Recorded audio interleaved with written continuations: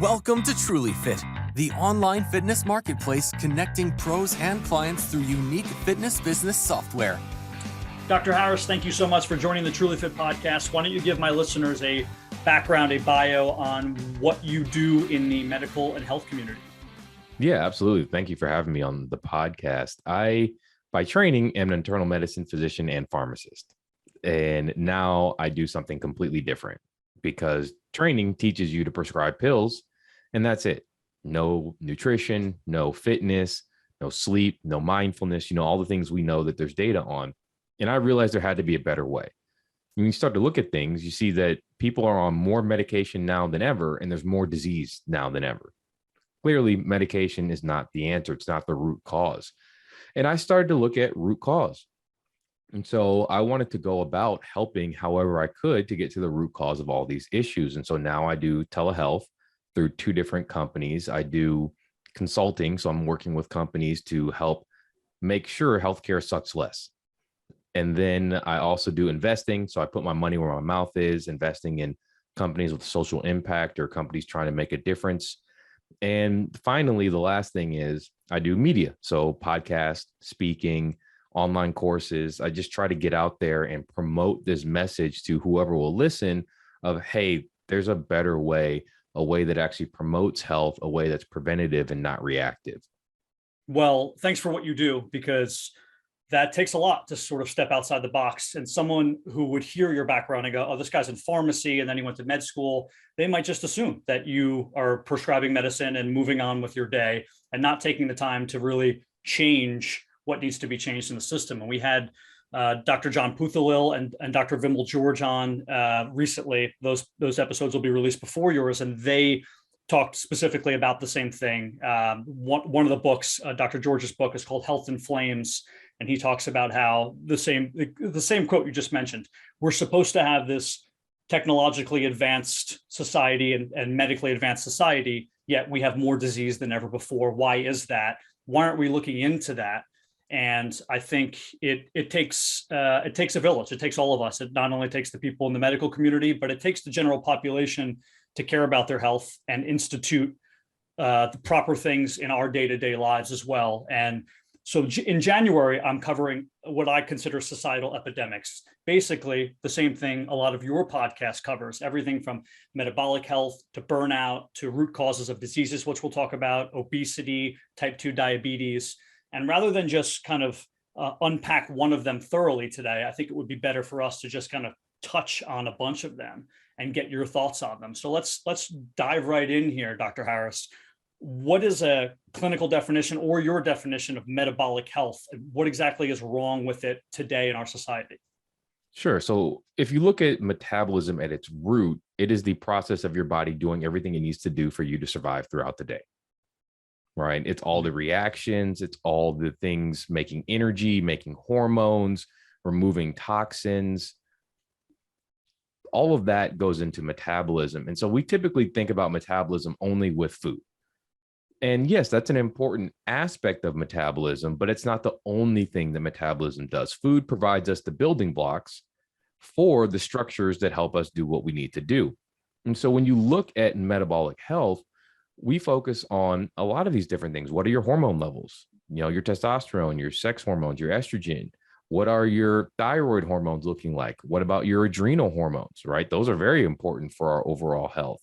And then we look at things like what is your nutrient status? Because one of the things that's wrong with our current society is we eat very calorie dense food that is nutritionally very poor. And so if you don't have the right cofactors, then you are not going to be able to create the proper building blocks, and that's going to lead to disease. So if you have a bunch of calories and then the nutrients aren't there to digest those calories and convert those calories into what they're supposed to be used for, that leads to problems. And then you look at brain health. Do we have the proper structures in place that allows our brain to function like we need it to? Your brain's 2% of your body weight, gets 20% of your blood flow. Highly, highly metabolic. And so these are the things we look at when we look at metabolic health. And there's a profound dysregulation in metabolic health in this country. In fact, one study last year showed 63% of the hospitalizations for COVID were due to poor metabolic health. Think about that, 63%. That's a dramatic difference in our country in the timeline of this if we actually have proper metabolic health. What does it take from a general population standpoint perspective to start down that road of making sure that isn't the case and those numbers look better? What can we do? Well, first of all, you got to know your status, right? And one of the things that I did an episode on was the term healthy, because people misuse that term all the time. I was sitting next to a guy on the plane and just talking. He goes, "Oh, you're a doctor?" He goes, "Yeah, besides being diabetic and obese, I'm healthy." And I was like, "Wait, what?" And it just started jogging my mind of all the times I've heard people use healthy and not correctly. So I think the first thing is you have to know your status and be honest with yourself. If you're obese, you're not healthy. Can you be obese and beautiful? Yes. Can you be obese and healthy? No. We need to separate out the cosmetic aspect of it from the actual fundamental health aspect. And I think society's done a very poor job, and it's kind of melded them together. But there is a health problem there, just like with diabetes. The other thing is get the actual testing to see where you are. Can you do 10 push-ups? If you can't do 10 push-ups, you're metabolically in a very bad place. What's your waist circumference? If your waist circumference is too high, that means you have a lot of central body fat. That's metabolically unhealthy. Do you have abnormal blood lipids, blood cholesterol? That means something's wrong with your metabolism. Is your CRP high, a marker of inflammation? That means something's wrong with your metabolism. Is your homocysteine elevated, a marker of methylation and B vitamin status? That means there's some issues there. Are your blood sugars elevated? That means there's metabolic issues.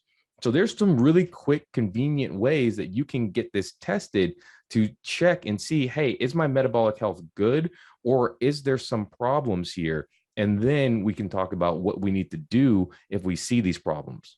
I'll also add something, and obviously feel free to comment if you disagree or if you agree, but vanity and health are two different things. So you mentioned obesity, but on the other end of the spectrum, there are people who might look great on their Instagram, but their labs are horrific. Maybe they're on anabolic steroids. Maybe they are not eating, right? They're not eating enough. They're starving themselves. So they don't have the calories and the nutrients in them. So I think in today's age, we also associate, vanity with health, and that's not the case. And the last thing, because you were mentioning some markers and labs, and you could speak to this much better than I can, but I personally believe that labs are very important to compare to yourself more so than the ranges they give you. Meaning, if I had labs that had maybe something was off range at 19, but every 6 months I took my numbers and they were the same, and then at 36 something is different. Well, that should put a light bulb over my head. Something is wrong. But not everyone's numbers are the same, and the spectrum they give you to look at doesn't necessarily mean that something is right or wrong. You have to compare your labs to yourself. Yeah, you're 100% correct here. Number one is you can be skinny fat. We see that all the time. Just because you're quote unquote thin doesn't mean you're healthy, right? Just because you have a normal BMI doesn't mean you're healthy. If you're getting 4 hours of sleep a night, chugging Mountain Dew every day, and you're stressed all heck, I don't care what anything else says, you're not healthy, right? Because we know that is a maladaptive state, that there's things at the cellular level happening that are dangerous for you. And the second thing you bring up is a really great point. Unfortunately, medical school does not teach us how to evaluate labs. It doesn't. It teaches you to look at a reference range and say, oh, everything's in the reference range, so everything must be fine. Well, these are population data, right? So just because the population average is around a certain number doesn't mean that number is optimal for you. And I see that all the time. I worry more about how someone is feeling than what the actual lab says, because there's a lot that we don't know with labs, and there's a lot you have to interpret. For instance, I've seen this numerous times, testosterone. I'll see a guy who's got a testosterone level of 200. And people start to freak out like, oh my God, it should be 600, 800, right? You need replacement. And I start talking to the guy and he has no symptoms whatsoever. He feels fine. He has plenty of muscle mass. And I'm saying, okay, I'm not going to treat this lab. I'm going to treat the person. What if he has a really active testosterone receptor? What if his DHT receptors are 10 times more active than the average person? Then that physiological low testosterone is there for a reason. It's there as a compensation because of some other downstream activity. And these are not things that we can readily check. So you have to think when it comes to labs. The other thing you have to realize is that the risk starts at the ends of the reference range. For instance, let's say blood sugars. If you go into most docs, you have a blood sugar of 97, they're going to tell you that's normal. Fasting blood sugar 97, that's normal because it's in the reference range. The reference range goes up to 100. But what we know is looking at data, if it's above 95, you already have a 3 times risk of developing diabetes once your fasting blood sugar gets above 95. So, integrated medicine docs, holistic medicine docs, what we'll do is we'll look at the optimal range and then see if we're at the high or low end of the reference range, if we're having any issues that could be related to that lab, or we'll know what the data says and say, hey, you're in the quote unquote normal range, but you're still at the high end. That's a risk. This is something we need to mitigate. Yeah, I love that. And I love what you said about asking people how they feel and not just looking at the lab. And that's very important, and treating the symptoms if they're there, or looking for the symptoms, and not just looking at the reference range. I think that's important. But during that talk, you had mentioned something about they didn't teach you that in medical school. And I wanted to kind of unpack that a little bit. What do they teach you in medical school that you believe is important and you think they're doing a great job? We'll do one good, one bad. And what do you think they do a bad job of that you wish they would integrate more of in? So there's 2 different arms to medical care. There's acute care and there's chronic care. Acute care, this is the best place in the world for acute care. If I'm in a car accident and I need a trauma surgeon to save my life, there's no place in the world I'd rather be than the USA. For sure. I've seen some amazing things, some amazing work done. People who are on the brink brought back time and time and time again. We are great at acute care. And they teach you that very well in medical school. We are terrible at chronic care, because chronic care, the way it's taught now, all stems from the penicillin model. When penicillin came out, it shifted the way prescribers thought and researchers thought. Now it became, we need to figure out a pill for the ill. If there's a problem, let's find a medication to solve it. And then we stopped looking at root cause. We stopped looking at other things that we knew were healthy. Back in the day, doctors gave people exercise prescriptions. They gave people food prescriptions. Before insulin came out, you know what the doctors gave people for diabetes? They put them on keto. Same thing for epilepsy. If you had epilepsy in the early 1900s, you got put on a ketogenic nutrition plan. That was how we used to treat people. And that all changed in that model. And so nowadays we still teach that model. I've been through 2 doctorate level programs, 0 nutritional education, 0 education on fitness. You're just taught, hey, work out. 0 education on mindfulness, 0 education on herbal therapy. And that's what we need to further enhance. 0 education on cooking. The kitchen can either be a place of healing or a place of harm. And there is so much health benefit in cooking, not only just the food. The data shows that families who cook together feel closer to each other. Kids actually have better grades in school if the family cooks. So there is more healing in these other aspects of medicine than what we were taught in school, which was just all drugs and surgery, which is great acute care, not so great chronic care. And how we deal with that on our end, Dr. Harris, from like a personal trainer's perspective, and why it's difficult is because if Dr. Harris decides to put my client on Lipitor, let's say, and then over the course of 3 months, we do, a deep dive into his nutrition plan, and we start exercising more, and we do a whole lifestyle change. Unless the physician is going to taper my client off and then eventually take them off, we don't know which variable is working.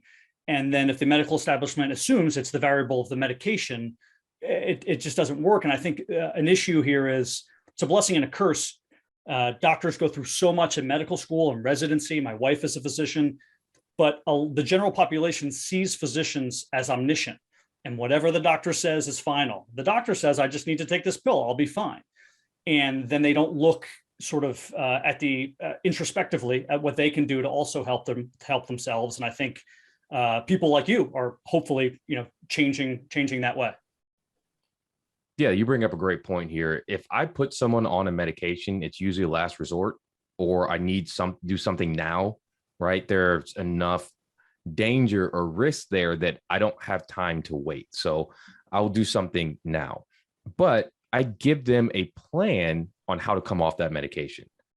So I say, okay, we're going to start this now, but here's the metrics I want to see in 3 months. And then here's the plan to start tapering off this. And you bring up a really good point about statins. I hate statins, hate them.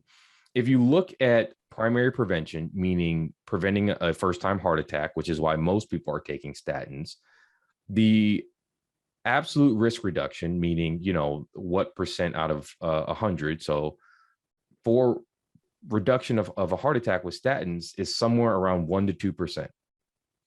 So that means that 98% of people who are taking them, it's not going to stop them from having a heart attack. And then if you dig further, the number needed to treat, which is if I treat 800 people, how many of them are going to be saved, right? For example. Mm-hmm. So in this case, the number needed to treat is almost equivalent to the number needed to harm. So we're harming as many people with statin therapy as we're helping. And, the harms are extreme muscle wasting. We've seen that, and muscle necrosis, where the muscle tissue just dies. Increased risk of developing diabetes, which means we're worsening people's metabolic health. You can also get brain fog. Sometimes it's severe cognitive impairments with statins, liver injury.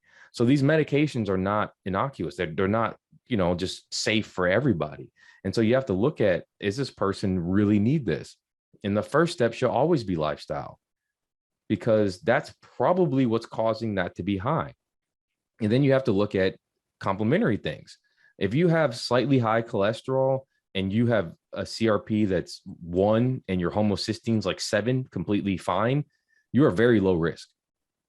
Very low risk. Cholesterol just doesn't get sticky on its own. It has to be in an environment that is inflammatory, and that's how it gets sticky. That's a whole nother conversation for another day. But the whole point there is that we often reach for medication first, when most of the time it shouldn't be that way. We should dig into like what you guys do, which is somebody's lifestyle. And you say, oh, they're eating McDonald's 3 times a day. Probably why their cholesterol is abnormal. Let's tackle that first. Yeah, I think it comes from just a macro approach mindset wise, is that there are no solutions. There's only trade-offs. If you're taking this medication, what is it doing? Right? And that is both, obviously the medical industry is on the hook for that. They have to be able to explain to their patients, hey, look, there's side effects here. This is not a heal all pill. And what exactly is happening in the body? I think explaining that to the patient is important, right? Again, this is well beyond my understanding, but I assume, if someone's taking Lipitor, let's say, or some sort of statin, that what is going on? Is it that they're slowing down those enzymes that are stopping those fatty acids or whatever from being absorbed? Well, then does that mean those are now being like turned in through glucogenesis into glucose, and that's why they're having diabetes? I don't know. Maybe that's why. But regardless, there are externalities, and there are things happening after we take these medications that I think people have to understand that there's no final solution. Correct. And if a doctor's putting you on a med, ask them why, ask them how long I'm going to be on this, ask them what parameters are you monitoring to see if this medication's working, what's the schedule to get me off of this, right? A lot of times people on that or diabetes medications or blood pressure medications are told that they're going to be on them the rest of their life. Yeah. Well, why is that? So what is it that I'm doing that's going to make me be on this medication the rest of my life? Is there something else I can do? And these are the types of things that I talk about in the podcast and I teach about. And that's to show people that there are viable alternatives that have great data behind them. This is not just, us pulling stuff out of thin air. No, everything I do is data driven. In fact, if you listen to my podcast, join my Facebook group, I give you access to every single clinical trial I've read. Wow. Every single one. So that I'm not just pulling this out of the air. Here's all the evidence that I'm making the recommendations and the decisions I make for my patient's life, for my family's life. So before we get into maybe a little bit more science and go into the next topic, I think this is a good time to bring in something else, because it seems like your patient care experience, let's call it that, is really thorough, is really great. And that's not the case all throughout the medical community. And I think it's a problem. I'll give an example of my wife as a pediatrician. Someone may walk into the appointment, they're 15 years old, and it's just supposed to be sort of a well child check. And they go, well, how are you feeling? It's like, well, my teacher thinks I have ADHD. My mom thinks I'm depressed. I'm just having sex for the first time. And I sprained my ankle. Well, I only have 15 minutes with you. My nurse saw you for 4 minutes. Now I have 11 minutes to deal with 4 major issues. That's not going to happen. I got to pick 2, and then hopefully we'll book an appointment and you'll come back 2 weeks later, which you probably won't. So, there's a problem in the medical industry, I believe, with the amount of time that patients have to be in with their doctor. And I guess that starts, and you could expand on this, with insurance and how it works, because people have to see so many patients in order to turn a profit. Correct. Now, the name of the game in internal medicine and primary care is volume, because insurance companies don't reimburse that much per visit. Mm-hmm. So you have to do it via volume if you're taking insurance. Now, there are some places around that have found unique and innovative ways to circumvent that. It's still kind of rare. The other issue is that you're seeing a lot of consolidation in healthcare. And this is the first year in recorded history that most physicians were employed by someone else. So it dropped below 50% for the first time. So now you had previously entrepreneurs running their own business, doing what they thought was best for the patients, now being controlled by organizations and insurance. And there's data that shows that who suffered from this? The patients. That medical outcomes are worse with all this consolidation. So one of the things that we preach is, as a patient, you have to be your own advocate. You have to seek out answers. And I always tell people, don't just listen to me. Listen to people like Mark Hyman and Jeffrey Bland and Chris Kresser, James DiNicolatino, Ben Greenfield. These are all people who have amazing platforms, and they put amazing information out there. Huberman Lab and his podcast. I mean, there's so much great information out there where you can start using this and figuring things out about your body and start healing yourself and not being completely dependent upon your physician. Yeah, I think that's a great point. There's not really many excuses. I understand people claim naivety sometimes to these things, but it's our job to research these things and then bring these questions to our physician and say, hey, I know you're putting me on this medication. I heard this medication causes X, Y, and Z. Could I potentially instead go on this sort of routine and avoid that? Or do we have a plan to taper off, like, Dr. Harris obviously does with his patients? So we're talking about diseases here and the root causes of diseases. Do you have like a list? Is it like the 7 root causes of diseases? How do you define this? Yeah, that's a great question. So that was actually how I started my podcast. Was I wanted people to know that there is a common root cause for these things, and sometimes they overlap. And so this is why you have to do a little digging. But in a nutshell, the 7 root causes of chronic disease are: number 1, dysbiosis, which is abnormal gut health. Our gut bacteria control everything. Mm-hmm. Our mood, our hormones, our digestion, our metabolism, our immune system. There's a really cool study that was done, I think it was 2 years ago, that said when a virus comes in, the gut bacteria will notify the immune system that, hey man, there's a virus over there. Y'all better go get it. I think that's really cool. Yeah. And that's how intrinsically linked our health is with our gut health. The next one is toxins. We live in a very toxic environment, and that's physical toxins like, Roundup, $1 billion lawsuit there for cancer, like all the plastics, BPA. We've seen that, but now there's BPS and a whole bunch of other ones that aren't any better. There's the products, sunscreen. What are we seeing right now with sunscreen? Recalls. Why? They contain benzene, one of the most cancer-causing agents that we know of. So we live in a very toxic environment. Environmental Working Group, I tell everyone who will listen, if you go to Environmental Working Group, check out your household products, see what they say about them, and find alternatives that are a lot less harsh. Next one's hormone dysregulation. Our hormones are under attack. If you look at fertility rates in this country, they're in the gutter. Absolutely in the gutter, which is quite terrifying because we have a very old population. And if you look historically, that's one of the reasons why societies have collapsed, is because they weren't able to replace the young workforce. And so our hormones, our sex hormones, thyroid hormones are severely dysregulated. And others, inflammation. And some inflammation is good, right? If I break my arm, I want immune cells to come there, heal it, and regrow the broken parts.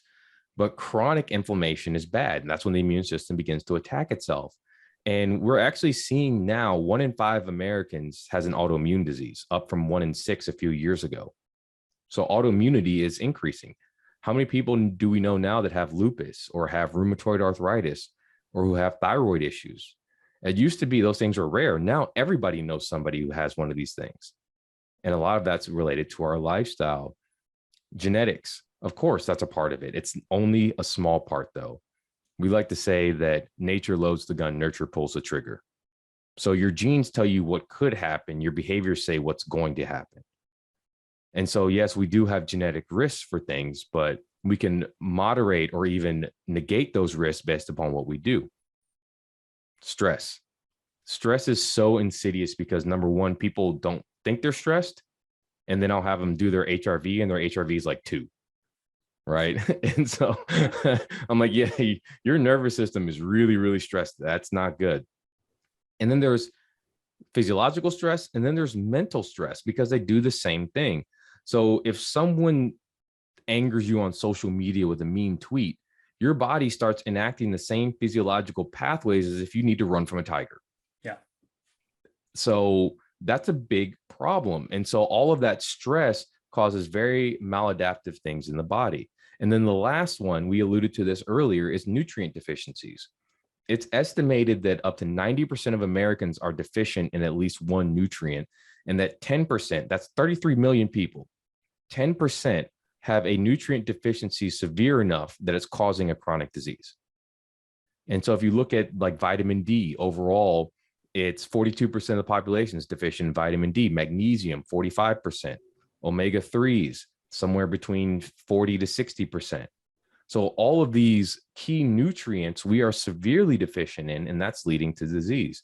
And so when you see an integrative medicine provider or functional medicine provider or holistic provider, we're going to look at these 7 things and see which one or combination of them is causing your chronic issue.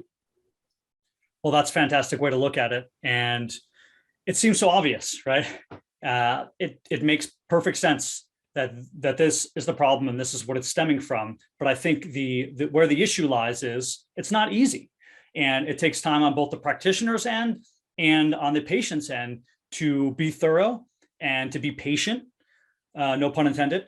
And they have to take a lot of steps in order to get from point A to point B. But it's, again, these are lifestyle changes to get you in the right place. And when Dr. Harris is telling me, okay, we've looked at your lifestyle, your stress, you're driving to work in the heart of traffic, maybe it's best that you just take the train. It's going to cost you $10 more, but we figured out we can take that away from you. You're not going to have as much stress. We notice what you're eating for lunch, and you walk down to Chipotle every day. You think you're eating healthy, but you have no idea what oils they're cooking with and what they're using. Let's bring your own lunch. We notice that you only exercise once a week. We're going to up that to twice, and so on and so forth. But then Dr. X says, I just really think we need to, start you on Lipitor. Well, some people take the easy way out, and they don't want to have to deal with that. So I think it is, like you talked about, it is imperative that we in the general population take control of this and not look for the easy way out, and work with people like you who are thinking slightly, I don't know how I can say this because it doesn't sound like it is, but somehow it's outside the box to worry about to look at the body from a wholesome approach as far as nutrition and stress and all of these other things. Now, can you, is that commiserate what you just explained with your patient experience? So when a patient comes to you, you're actually looking down that checklist before you give some sort of diagnosis or prescription? Yeah, absolutely. I'm looking at all of these things because here's the thing. If you don't have all the right information, you can put someone on a treatment that could hurt them. And that's what you don't want to do. And like you mentioned earlier, because of the Amazon model of everything, people just expect they're going to walk in, they're going to get a diagnosis that day, and they're going to get cured that day. Yeah. And that's just not how it works. You know, it takes 25 years for your brain to develop fully. 25 years. Your body moves in a time span of weeks, months, and years. So even if you start doing the right things and you don't feel magically 100% in 2 weeks, I say stick with it. It takes 30 days for your body to realize what the heck is even going on, because you have to think about it. Your body's just not going to whimsically adjust to every single change momentarily, because it'd be very expensive to do so. We have to change gene expression. That takes time. And you have to change the gene products. That would be like you're making cars and all of a sudden you want to make planes. Well, okay, you can do that. It's probably going to take you a long time to make that shift from making cars only to making planes only. And that's the same thing that happens in your body. So I tell people, give anything that you're doing 90 days minimum, bare minimum. And then you could be someone who has what we call a resistant thermostat. Some people's bodies are very resistant to change, very resistant. Some people's bodies accept change a lot easier. This is why some people can get on a wellness journey and they'll shed that unwanted body fat. They'll feel great. They'll look great. They'll get rid of their issue in like 3 weeks. Other people will do all the right things. And, 5 months down the line, they're like, man, I've only seen a small improvement. But that's because we're all different. We're all different. And we can't expect to have someone else's results because you don't have their genetics. You don't have their environment. You don't have their lifestyle. You have no idea what's happening 24/7 in that person's life. And they may not tell you everything that they've done. Yeah. Yeah, that's really important. Actually, that last piece you just said, us as personal trainers, we have health history forms and intake forms that we take, and our clients write down what medications they're on and past injuries they have and things of that nature. But it's funny what they leave off, Dr. Harris, because they're not leaving things off to hide them. It's things that they don't think matter.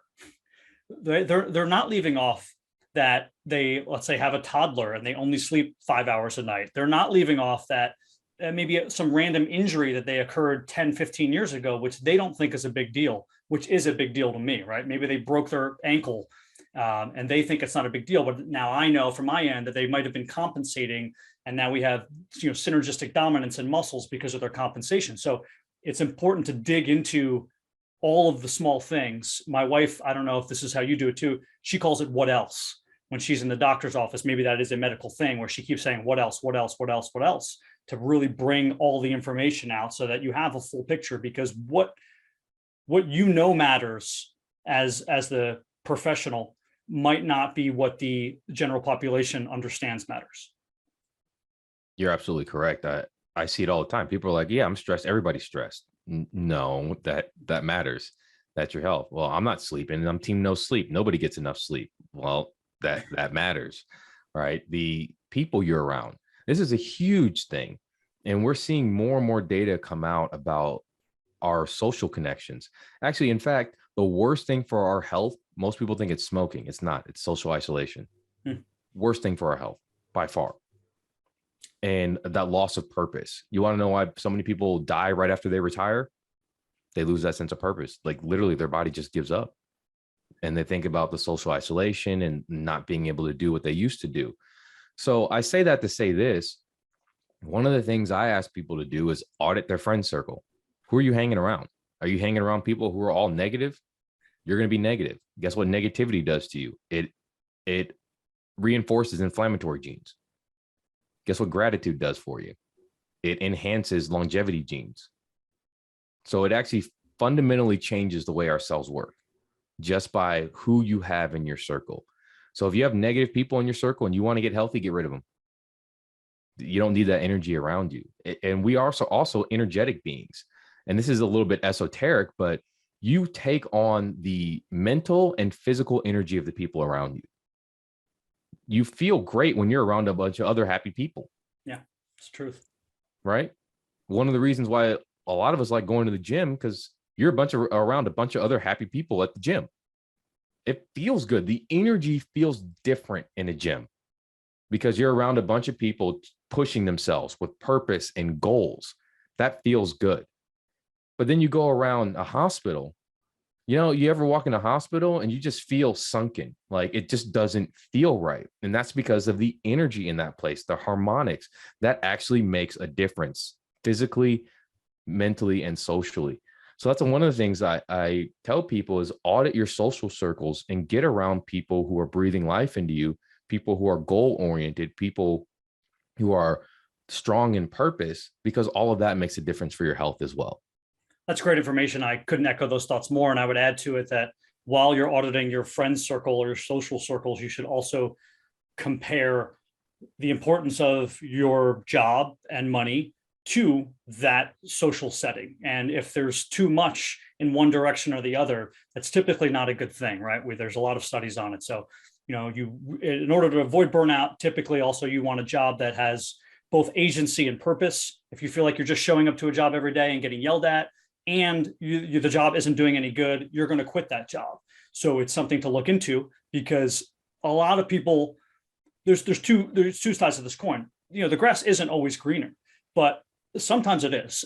And if you're stuck in a job where you feel like I have no autonomy, I can't make any decisions ever, which it happens in the medical community a lot, right? If you're, let's say, a physician and they're just sending people through your door all day long and you have 30 patients a day and you don't feel like you have the opportunity to change that.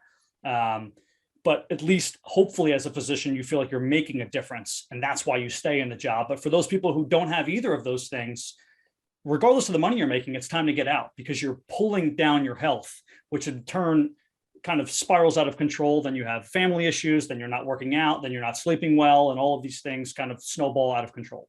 Mm-hmm. Yeah, you bring up a really good point.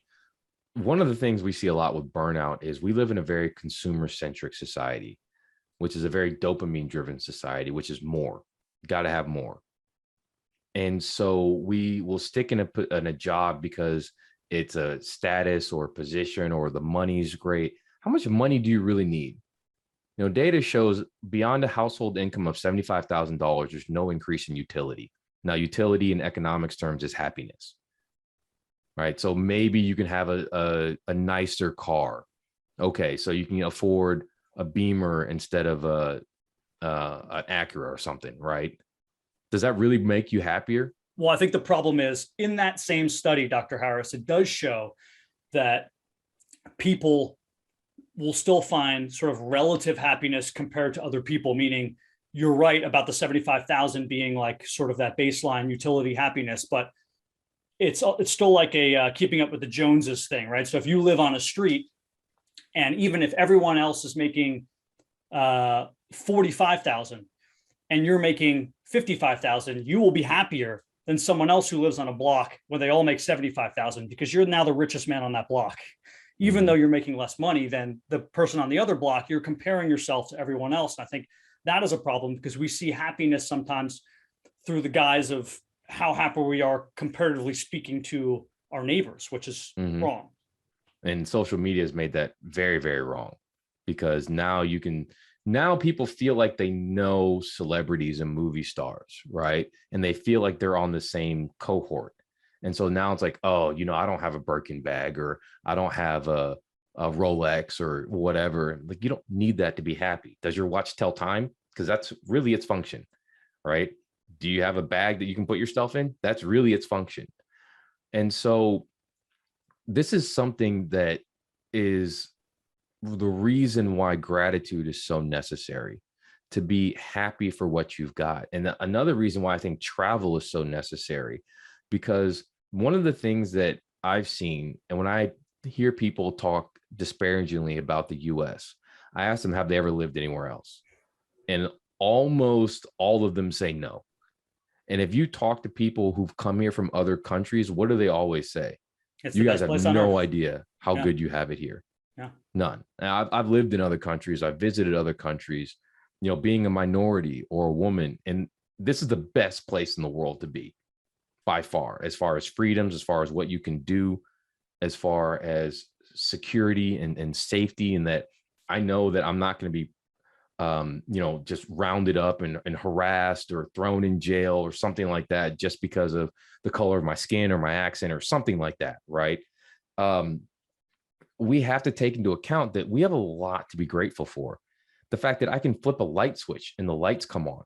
Do you know how many places in the world that doesn't happen? Like, you have no idea if you flip a light switch, if the light's going to come on. That I have water, that I can take a hot shower. It's these simple things in life that we need to be grateful for and realize that we have so much. That I can pick up the phone and call my mom. You know how many people wish that they could do that? I need to be grateful for that. That I have a wife who comes home and loves me and tells me that and gives me hugs. And I have a dog who adores me. All of that is part of the human experience. And you cannot have the true human experience unless you practice gratitude.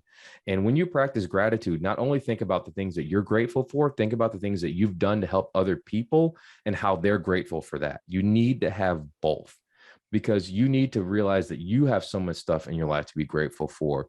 And you need to realize that other people are grateful that you're here too. And that's a very powerful combination. Well said. And I think, alluding to what you hinted on before, social media does ruin that a bit and make that more difficult to do. I forget the name of the book, but basically they talked about how there used to be two versions of us. There used to be the Richard Harris who went to work and showed himself as one person. And then there was the Richard Harris who was at home with his wife and his dog and whoever else around, his friends and his neighbors. But now there's three. There's a Richard Harris, hopefully not you, but the average person. There'll be a Richard Harris who shows who he is in his online persona. And because you're allowed to build up these online personas, because we don't have the people there right in front of us, we can act a little bit differently. You're not seeing facial cues and mannerisms, so we can type whatever we want. Some people find it sort of cathartic as an outlet. I can be angry online. I'm never angry, right? There might be people who you believe are trolls and they're angry all day. They could be the nicest people in real life. And this is just this persona they crafted. And it's unfortunately, it's tearing at our society now. And we've seen, you read Jonathan Haidt's book, and we've seen all these issues with suicide rates being, basically like almost exponential at this point, especially for young women having to deal with social media. So I think it's important to, as we say this, we're podcasters. So it seems like, it's like, I'll do as I say, not as I do, but at least with the podcast, we're speaking and we're connecting and we're working with people. And I can see your facial cues and mannerisms, and and we're talking through things, right? We're not talking at each other. And I think that's what's going to sort of bring us back to more of a homeostasis, to care about these things and to lessen the root causes. Yeah, absolutely. There's data that shows the more you use social media, the less happy you are with your life. So, and depending on the study you read, some people spend up to 2 hours a day on social media. You want to be happier and healthier? Put the Instagram down, put the Facebook down, do it at routine intervals. So I have a social media time, right, where I spend only a certain amount of time on social media a day. And part of that is posting. Part of that is looking at other people's content that I like their content, right? And as a content creator, you're right. Someone might say, oh, you guys are hypocrites. You guys are out here creating content. I take breaks. I'm on a podcast break right now. Every so often, once I start to feel it, I say, you know what? I'm done. No more content for me until I start to feel recharged again. And that is so important because you can burn out from creating content. Content burnout is a real thing. I had that happen to me before, where I almost walked away from the podcast completely. And then I realized every 4 months or so, I probably need to take a break from podcasting and creating content to allow myself to not have to be in the digital world all the time. And there's so many things here to unpack, but the most important thing is that we do need that social connection, that real connection that doesn't happen online. Yeah.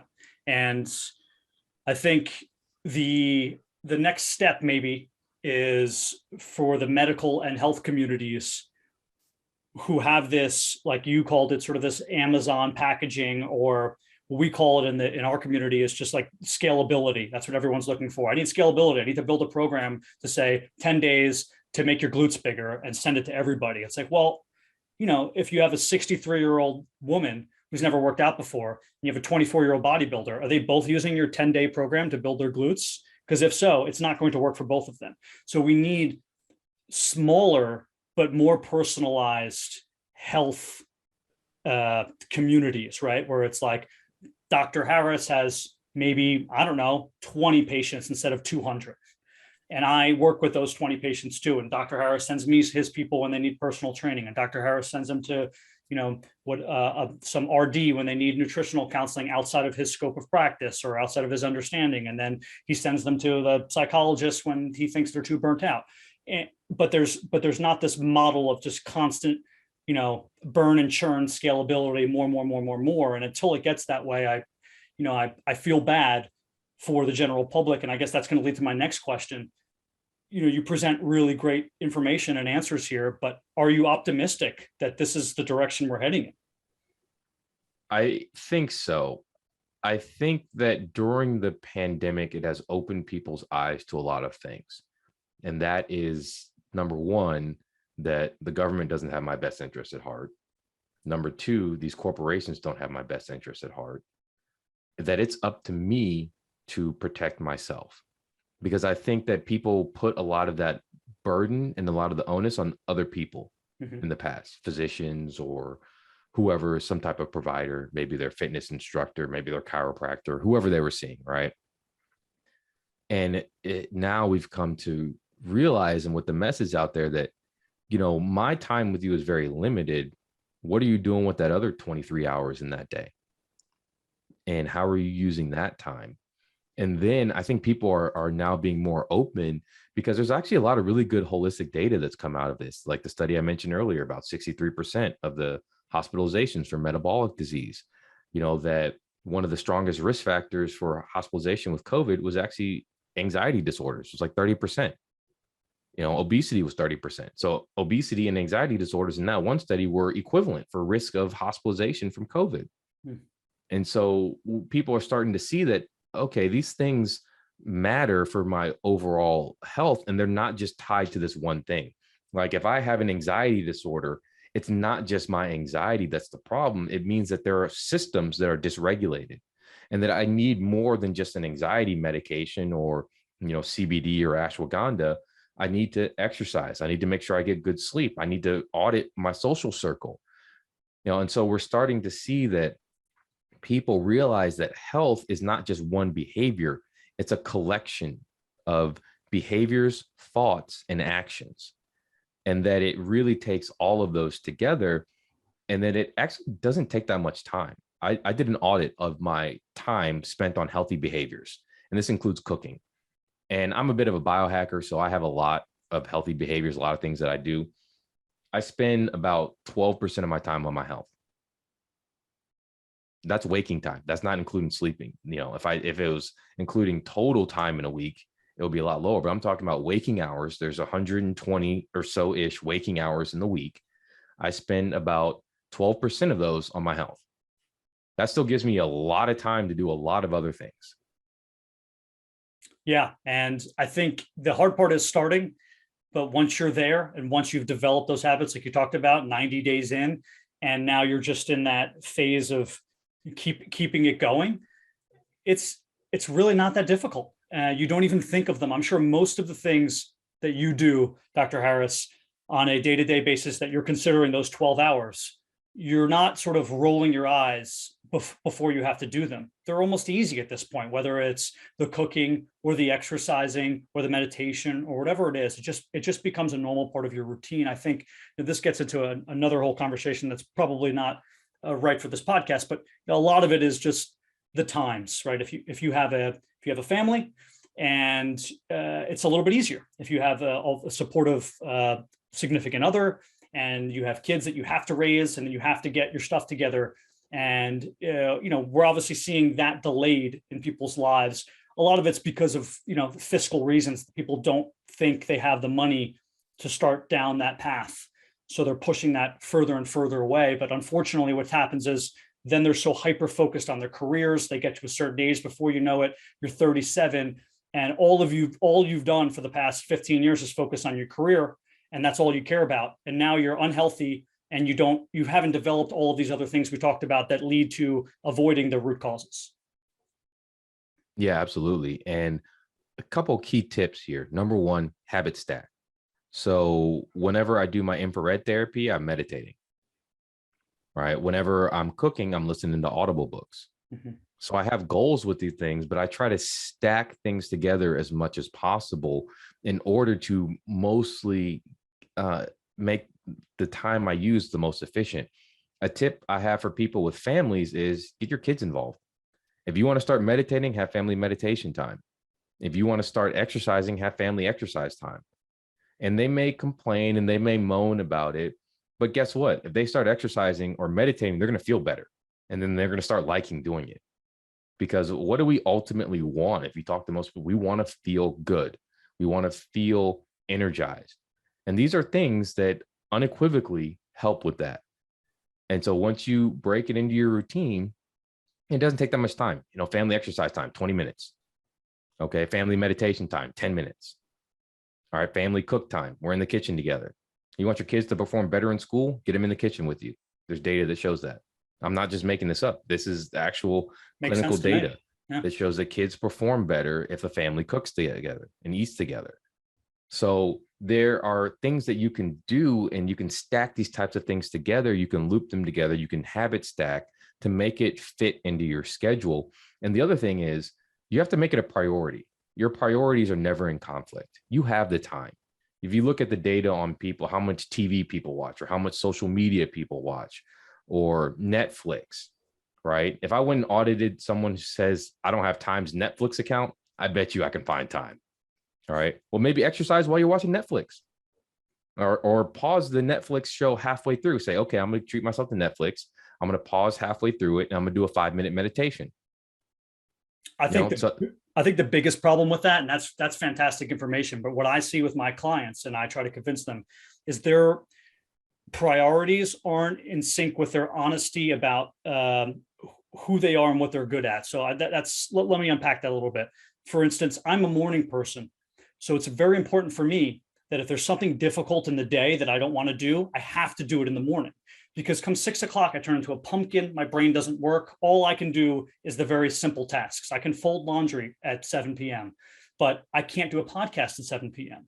So I think it's important for people not to lie to themselves and say, what am I good at? What am I not good at? When am I the most productive in the day? So I can optimize those things and really play to your strengths and your weaknesses. And if you have a partner, you do the same thing. If somebody's better at one thing than the other, you have a bunch of tasks to get done. Well, if you can't do them together, let the person who's better at handling those tasks handle those tasks. And I think a lot of my clients lie to themselves and go, oh, I'll do that at 6 p.m. Well, are you going to do that at 6 p.m.? Is this something you should have done at 5:30 a.m.? That's a really great point. People say, oh man, you went to pharmacy school, you got an MD, you got an MBA, you must be really smart. And I go, I'm not smarter than anybody else. One of my gifts from God, I had two main gifts from God. Number one, friend circle. I've always had amazing friends. He blessed me with the ability to make great friends and great contacts. The second thing is I know myself really, really well. And I talk to myself. I ask myself tough questions. And I'm honest with myself about my abilities and my limitations. And when you are honest with yourself about that, that's when you can really do anything, because that conversation will make it so that you place where you need to place what you need to do. And I'm the same with you. I used to be an evening person, and somehow I flipped into a morning person. So I have to put the hardest thing first. I have to get anything I want to get done needs to be done before 7 p.m. After 7 p.m., I'm just done, like totally done. And I've oriented my schedule around that now. And that's how I've been able to really grow during the pandemic, is because I've optimized my optimal time to get things done. It's between, for me, about 11 a.m. to 7 p.m. That's my optimal time to get things done. And so that's usually the time that I work. Even my PRN jobs, that's the time I usually work, the afternoon shift, because I know that's my optimal time. And so being honest with yourself will allow you to have these conversations and really steer you towards success. Dr. Harris, this has been a wealth of information. Where can the listeners find more about you, your podcast, and anything else that is Dr. Harris? Sure. My website, it's for one of my businesses called Great Health and Wellness. It's theghwellness.com. That's the best place to go to find me. I'm active on Instagram and LinkedIn. For whatever reason, those are the two platforms I chose, and that's at Dr. Harris MD. And my podcast is Strive for Great Health Podcast, available wherever you get your podcast from. If you like what you heard today, this is what the podcast is about. If you didn't like it, don't listen to my podcast. I recommend the podcast. All the links will be below. My guest today has been Dr. Richard Harris. Thanks for joining the Trulyfit Podcast. Thank you for having me.